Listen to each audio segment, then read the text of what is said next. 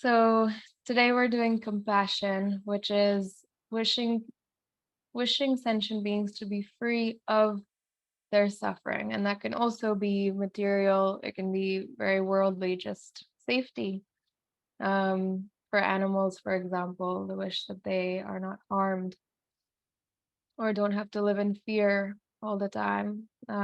Food, clothing, uh, and then it can become more spiritual, suffering of the mind, suffering of uh, somebody's uh, cruelty or emotions.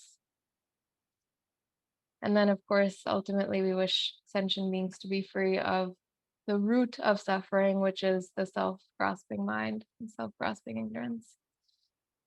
So you can contemplate all these things in the meditation.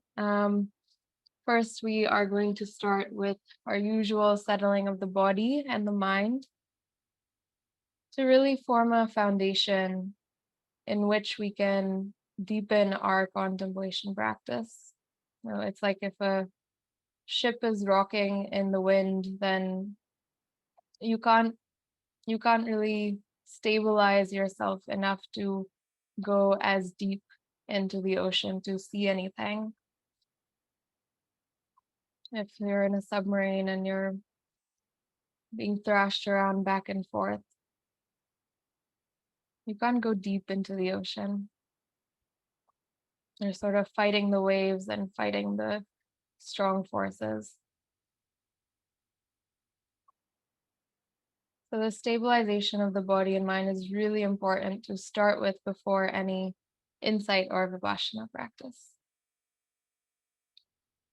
So we start by settling our bodies as usual.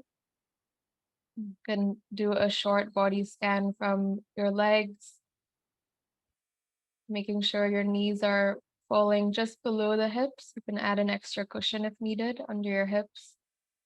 And since this is a longer meditation, this will help avoid your legs falling asleep in the meditation.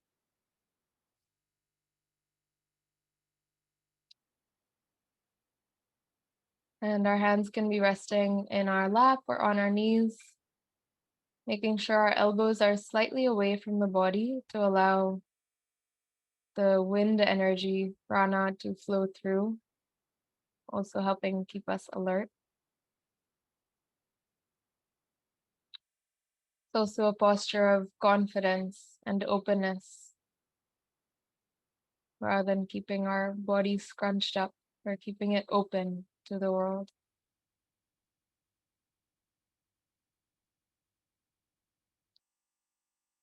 And most importantly, our spine.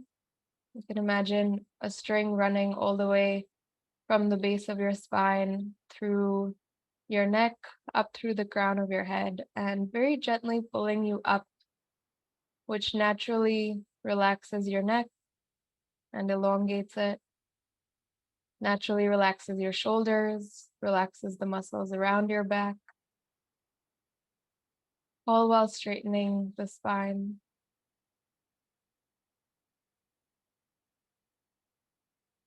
Into a perfect straight line to allow energy to flow freely through the body.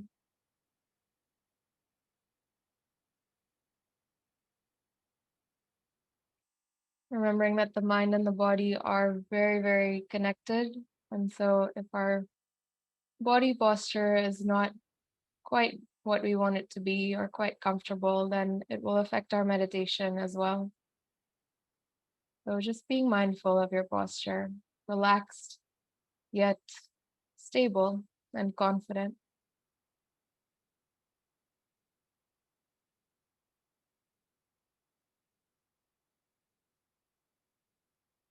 And our gaze can be about 2 meters on the floor in front of you, about 45-degree angle. And you can keep your eyes shut if there's too much distraction around you, or just cracked open to let some light in, keeping us connected to the rest, the outer world.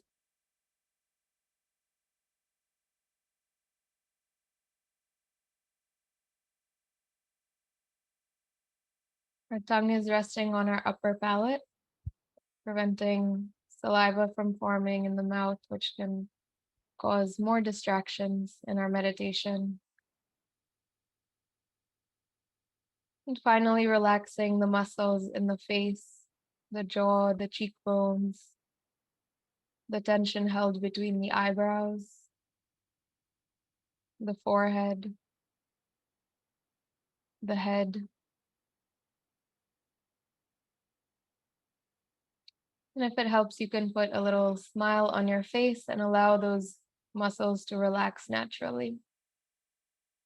And you can keep doing that anytime you notice yourself tensed up during the meditation. Just put a little smile on your face.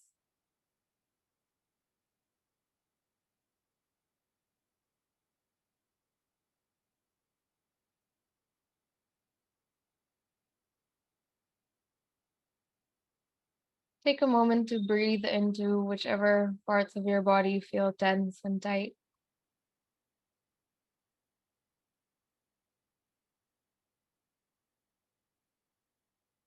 And prepare the body for meditation.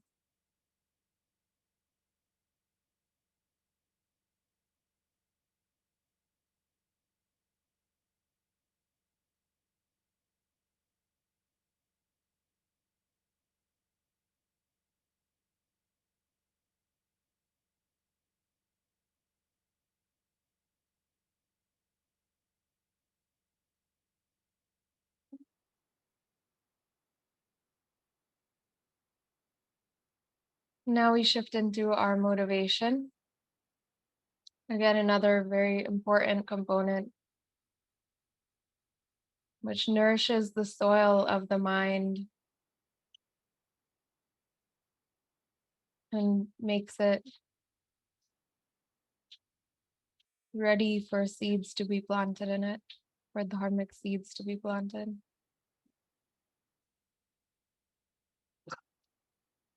So for the motivation, I'm going to read an excerpt on compassion from Lama Zopa Rinpoche, since today's meditation is on compassion, and just contemplate these lines.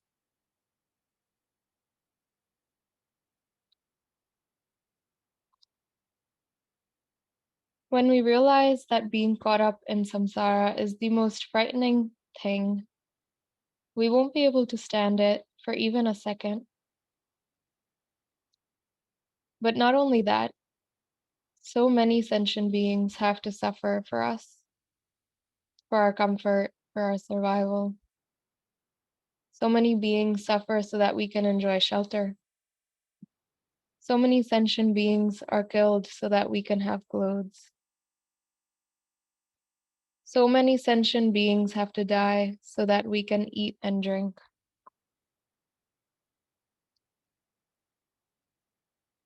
Think of just the chickens. Millions and millions of chickens are killed in the world every day for food.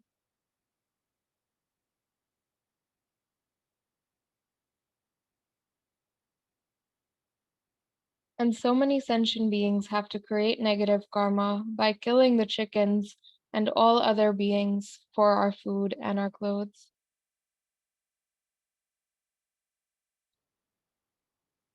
So many beings get crushed and die when we drive a car. So many beings suffer many hardships for us.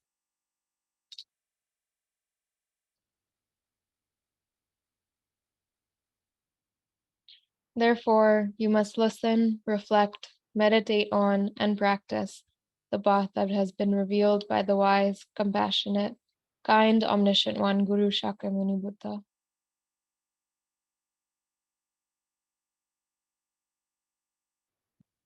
Only by doing this can you be liberated from the samsaric prison so that other sentient beings don't have to suffer for you, don't have to create negative karma for you, don't have to harm others for you.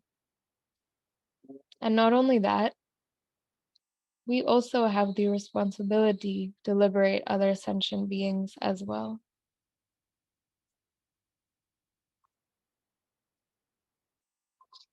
And the title of this whole chapter is Without Compassion, Life is Meaningless. So take a moment to reflect for yourselves on the benefits of practicing compassion, of meditating, practicing shamatha, even single pointed awareness, and really allow yourself to generate from within you a strong motivation, a strong desire to sit and practice. Feel inspired to practice and to meditate.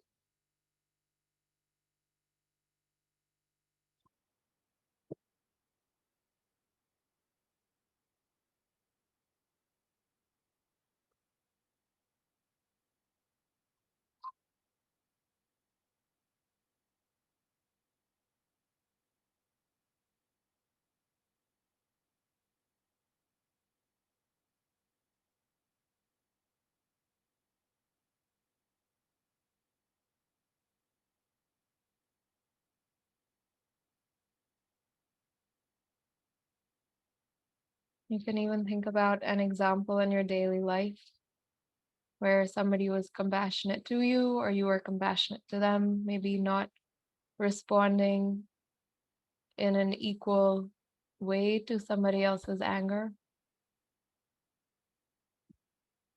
And notice how beneficial that is.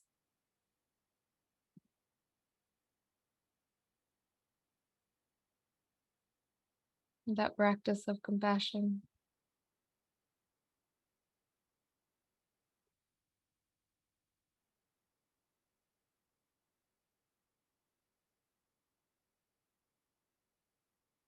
Again, allowing a strong desire to generate from within you, to practice compassion and be compassionate.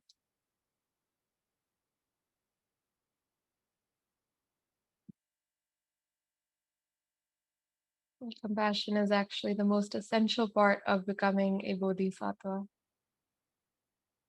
It's the core of Bodhicitta.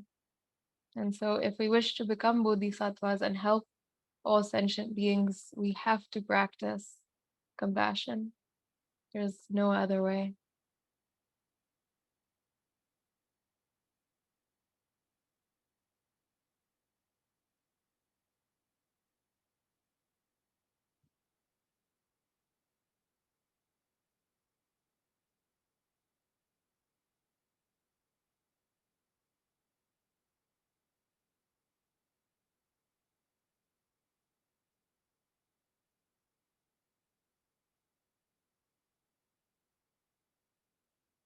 So, with that motivation and joyful dedication, we can move to our stabilization practice, stabilizing the mind in preparation for our later compassion practice. So we will be taking the breath as our object. You can watch the breath either by watching the rise and fall of your abdomen or by resting your attention at the very tip of your nostrils and observing the sensations the breath forms as it flows in and out. And as we shift our attention to one of these 2 points, being mindful not to interrupt or interfere with the breath flow in any way, but rather being more of an observer, like a tree just feeling the wind and observing the way the wind brushes its leaves and moves its branches, but it doesn't affect the wind in any way. It doesn't interfere, just simply flows with it and observes mindfully and with alertness.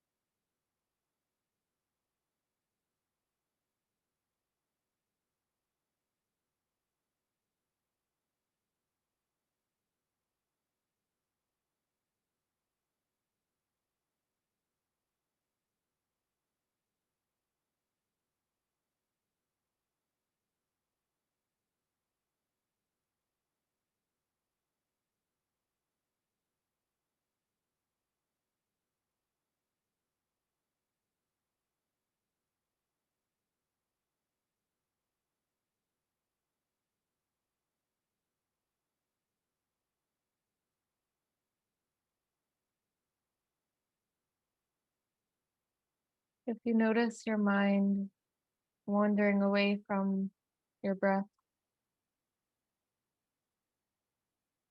simply returning to the breath without needing to push away the thought or scold yourself for it. Just by nature of returning back to the object, already naturally dissolves whatever else we were thinking of. When we are focused on one thing, everything else naturally dissolves away. So there is no need to force out distractions or chase it away. Simply let it dissolve back into the mind space on its own, where it came from.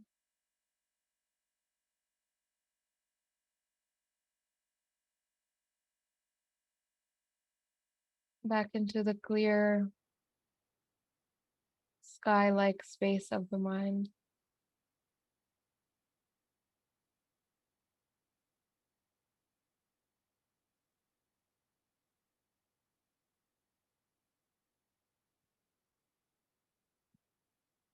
And simply return again and again to the breath, no matter how many times the mind gets pulled away from it. Return with compassion and gentleness.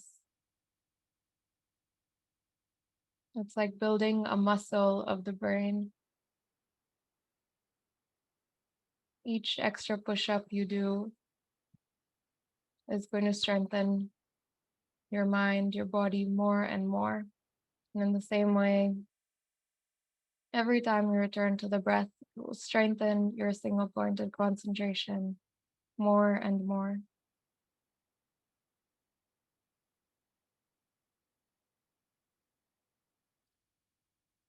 So with that, continue this practice on your own for 8 or so minutes, 8 to 10 minutes.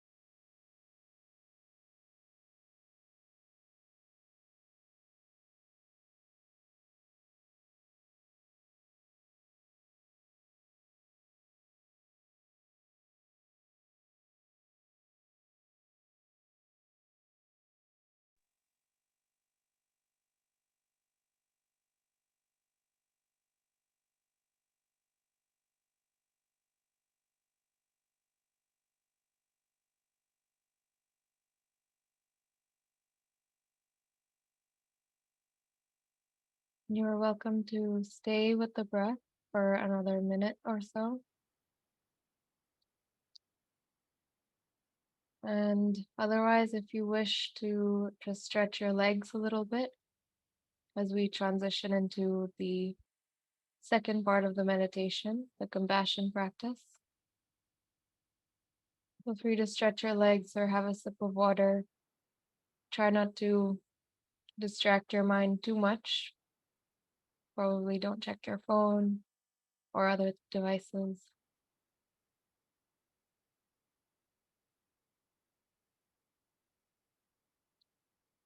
And resettle your body into your posture again, relaxing where you need to relax, straightening where you need to straighten.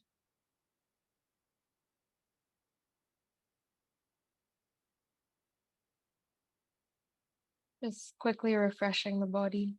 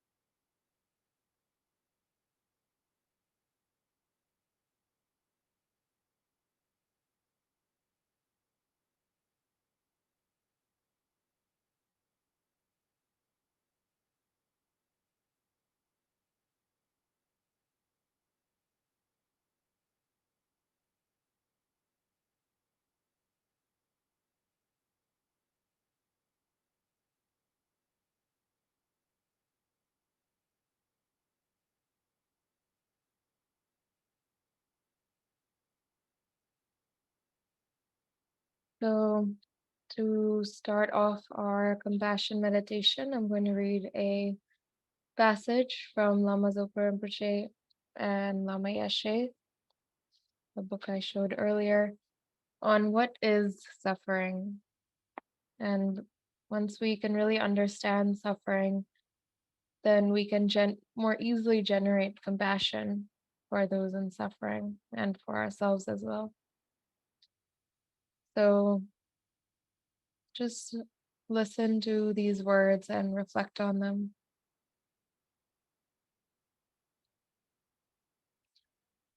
Buddhism always talks about suffering. When Lord Buddha talked about suffering, he didn't mean simply physical pain, like toothaches, headaches, and so forth. Those kinds of sufferings are very temporary. They're nothing. But if we check within ourselves, whether we're rich or poor, famous or unknown, we will always find dissatisfaction, a kind of uncontrollable, ever changing energy of dislike.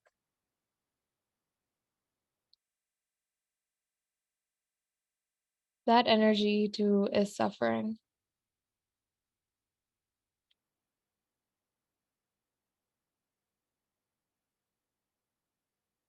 From the beginning of human evolution on this earth up to now, people have constantly sought something worthwhile, pleasure and happiness, in many different ways. But most of their methods have been completely wrong. They've sought happiness here, while all the time it's been over there, in exactly the opposite direction.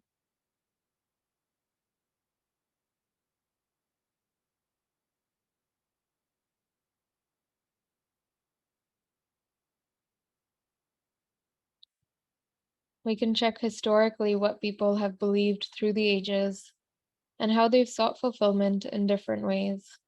We can see for ourselves, most of the times, they've gone in totally the wrong direction.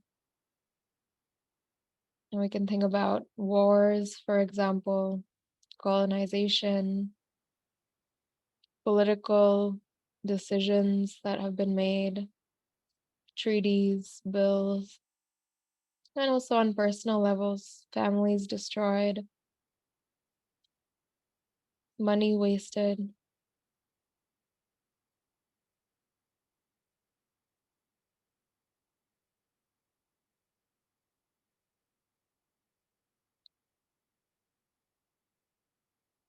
So allow a sense of compassion to generate naturally from within you.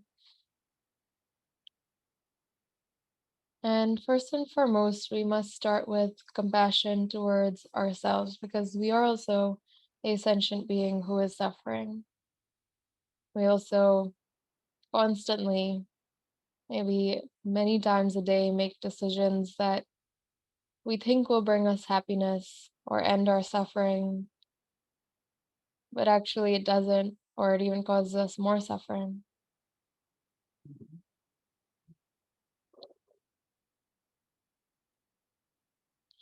So allow yourself to think about those moments, maybe in recent past, and generate a sense of compassion towards yourself,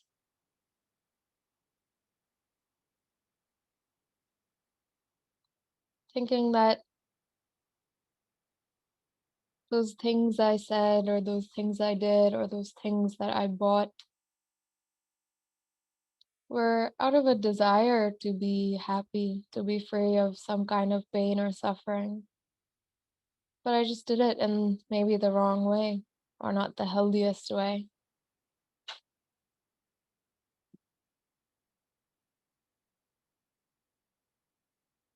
And so I can feel compassion for that, knowing my mind is not enlightened,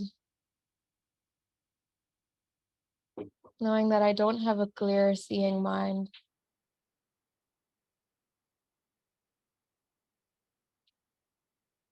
I can act in ways that could harm myself or others.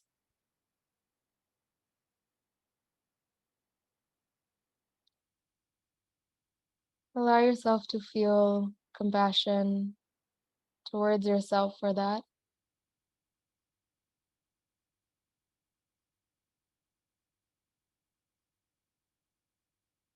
along with the wish that may I be free of this kind of suffering and pain. May I be free of fear.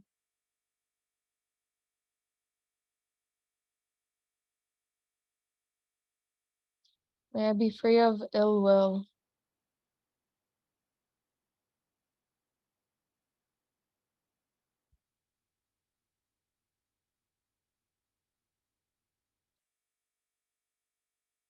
And may I work towards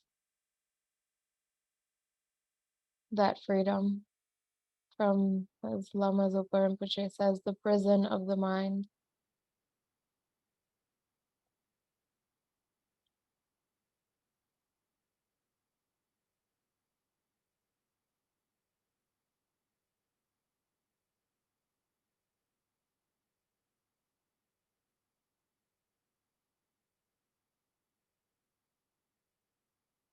And as you sit with these thoughts, you can imagine you're breathing in this white light, pure white light, and breathing it into your heart center.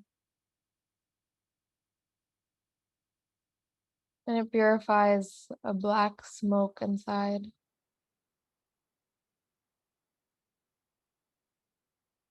fills you up from your toes to your head. And now you are full of this white light, which is actually infinite.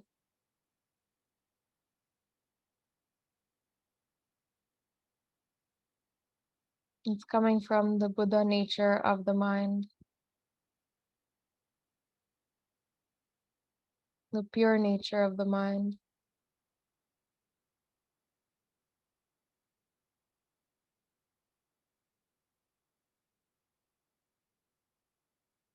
And allows us to think and act with compassion.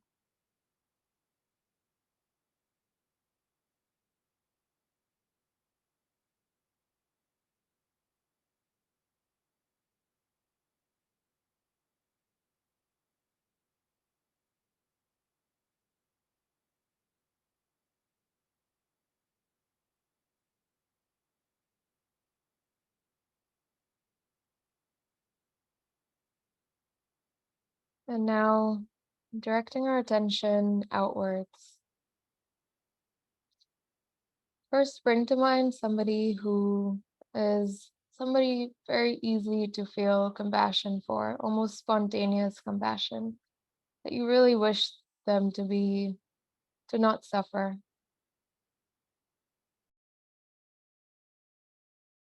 and to be happy and well. Bring that person to mind, sitting cross-legged in front of you in the space of your mind.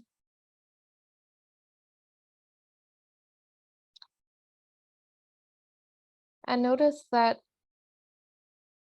their desire to be free of suffering is very similar to my own. Just as I want to be free of suffering, so do they. And that may also be dictating some of the actions they take or words they say, interactions they have.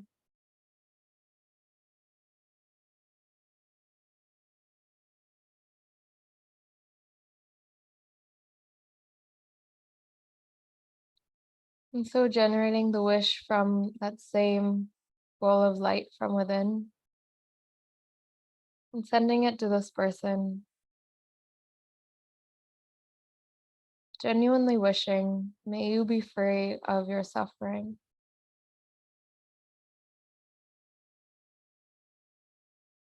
May you be free of fear.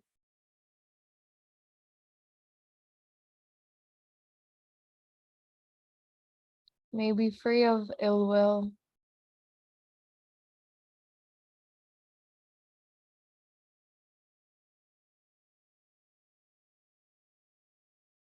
And may I help you on that path to freedom from suffering and its causes.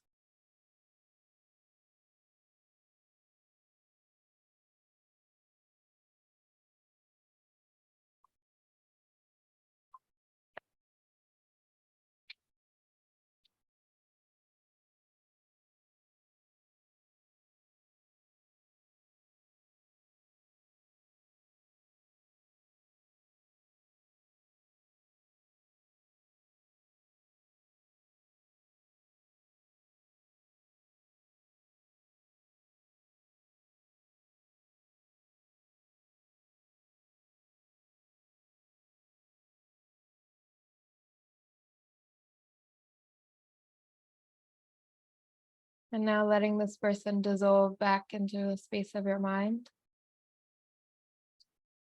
And bringing to mind somebody whom you don't quite know at all, maybe by face or by name, that's about it. It could be a stranger you've run into today. It could be somebody you buy groceries from, but you've never really spoken to. And bring that person to mind in that same spot in front of you, sitting across from you.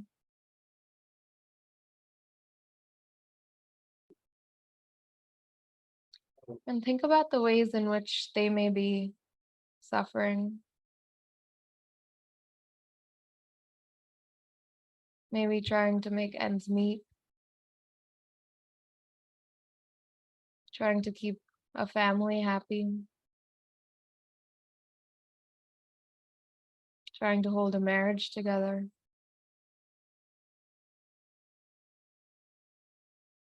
suffering from a death of a close one.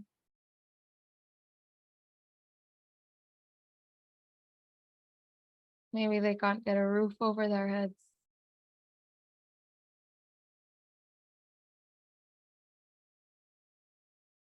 Or a glass of water to drink in the summer.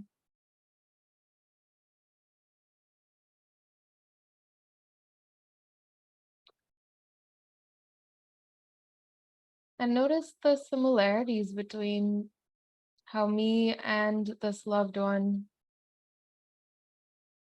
also desire those things. We also don't wish to be going through that kind of pain and suffering, and we try to avoid it with every single breath we take. We're running away from that kind of pain and suffering, or at least we think we are. We try to.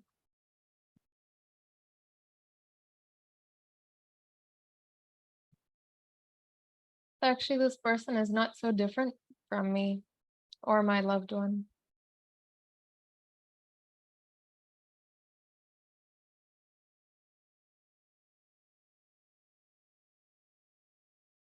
And with that generating from that same infinite place within you, this strong desire that this person also be free of their suffering.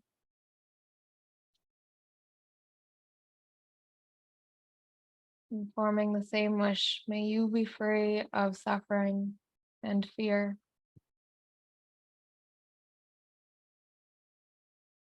May you be free of harm and ill will.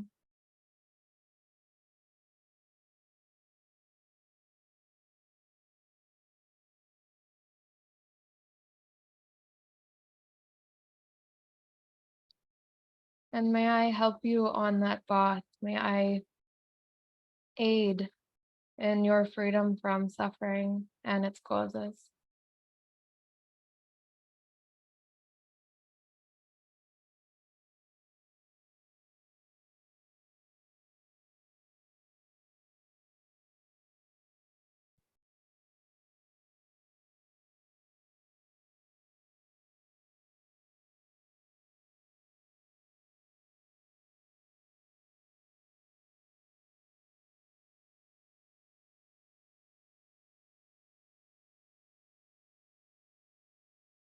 And breathing out this white light towards that person.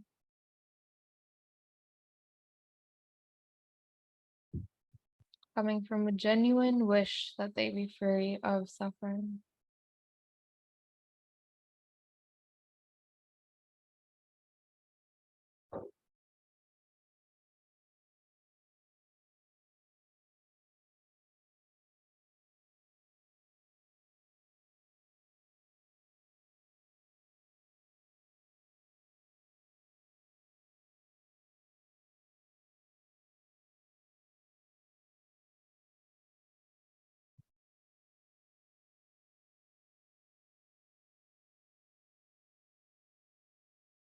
And now letting this person also dissolve back into the space of your mind.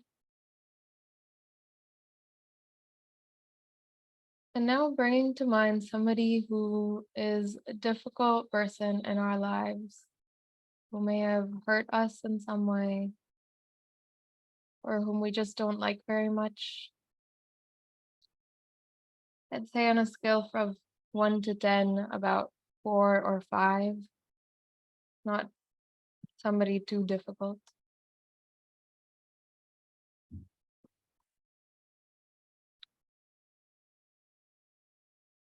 And if this part feels too hard or too difficult, feel free to at any point return back to compassion for oneself, because we are not bodhisattvas yet, and we may not be able to generate that infinite,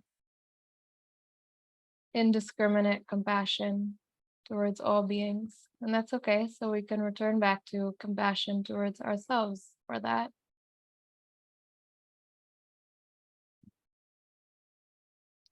Just repeating the wishes, may I be free of suffering.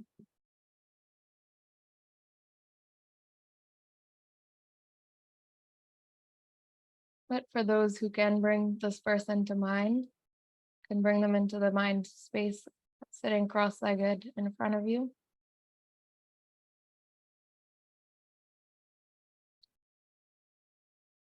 And think about the ways in which this person also suffers, just like me and just like those other two people.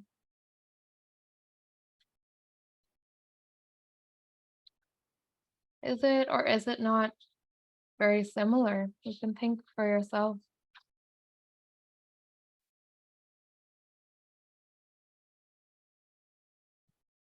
Is it coming from similar places? Does it result in similar actions or outcomes that may be harmful to themselves or to others?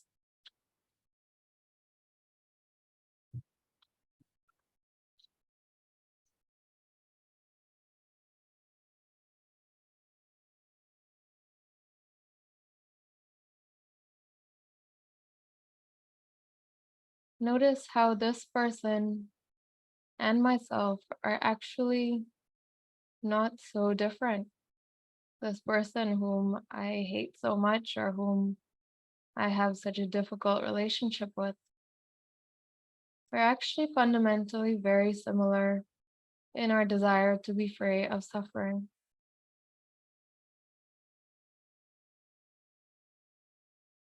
from which all else stems from.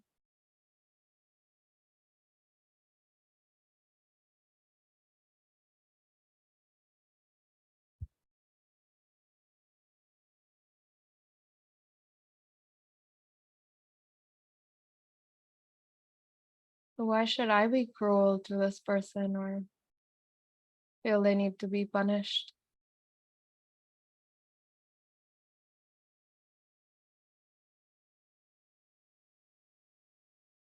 And from that same place of compassion from within you, allow yourself to feel compassion towards this person, this difficult person,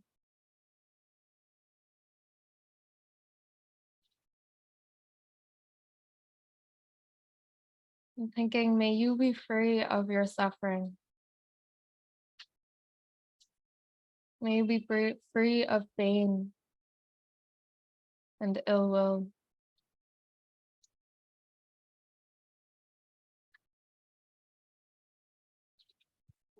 May you be free of harm from yourself or from others.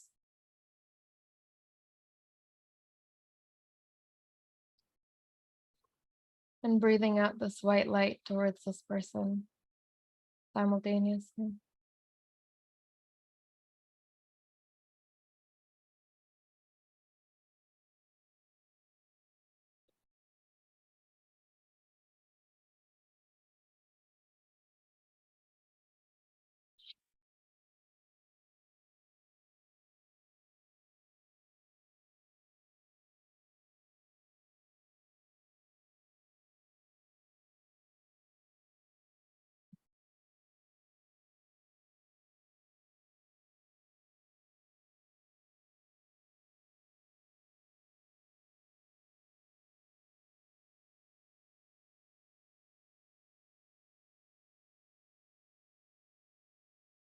And now letting this person also dissolve into the space of your mind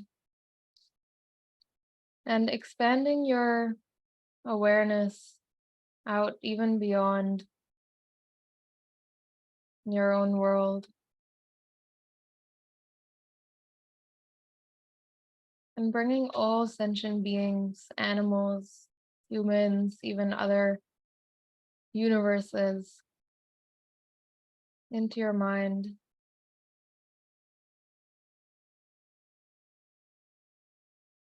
With the genuine wish that may you be free of suffering. May all sentient beings be free of suffering.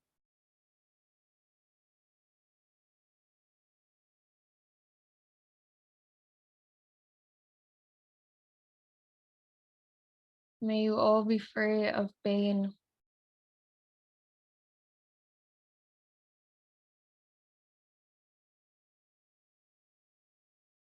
May you all be free of ill will and harm.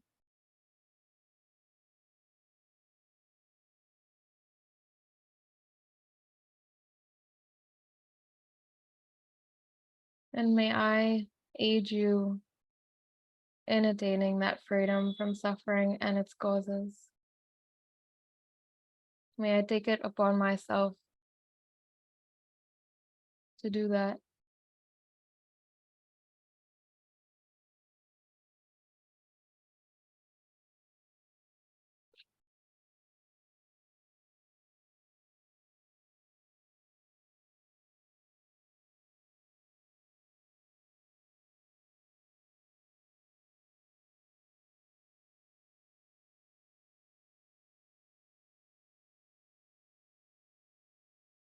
And you can again visualize this white light spreading out in all directions, all 10 directions, and pouring into all beings,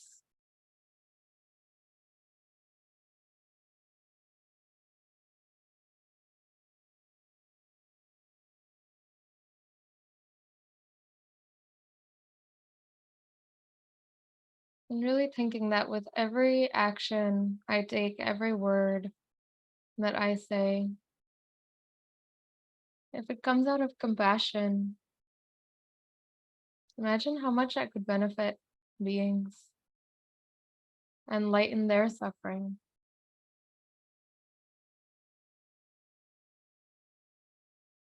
And if not, imagine how much I can harm beings.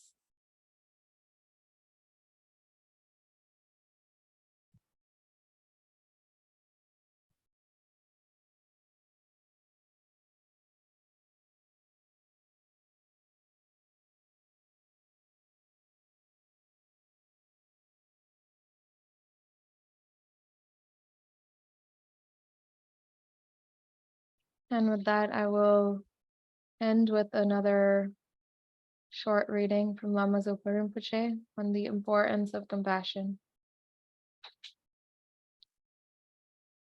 Without compassion, there are only personality clashes because of anger, jealousy, and the like. Without compassion, we are overwhelmed by problems, like a mouse who's caught in a trap and dies, an elephant who's stuck in the mud and suffocates, a fly who's caught in the spider's web and is eaten alive, or a moth who's attracted by a candle flame and drowns in the hot wax.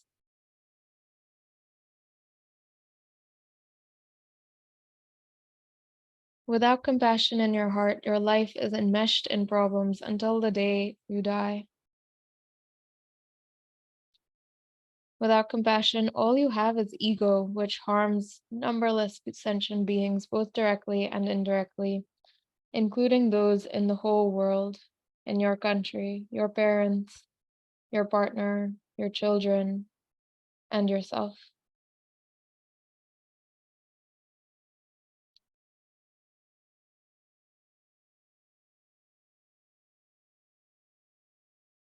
But with compassion, you will become the source of peace and happiness, both temporary and ultimate, for numberless sentient beings, including those in the whole world, in your country, your own parents, your partner, your children, and lastly, yourself.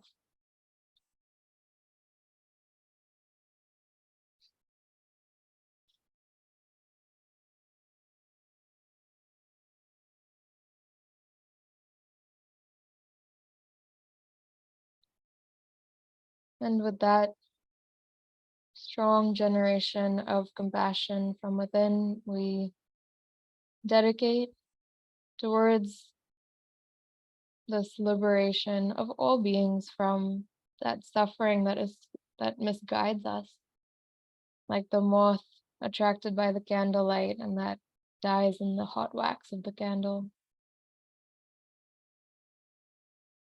We dedicate whatever little positive energy or merit from this practice towards the liberation of all beings from suffering and its causes.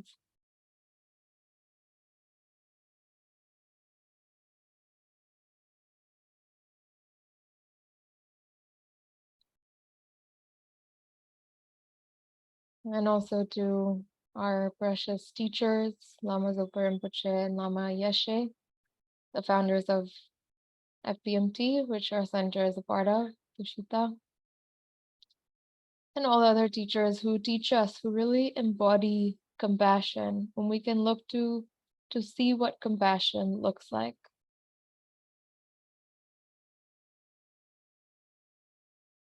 So we feel deep gratitude and dedicate towards our teachers as well, who are bodhisattvas in action.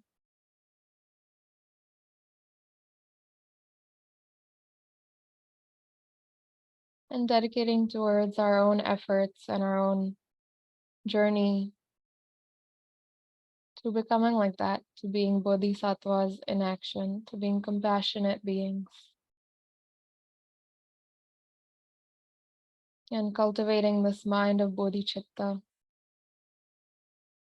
which will benefit all beings. Allow me to help all beings.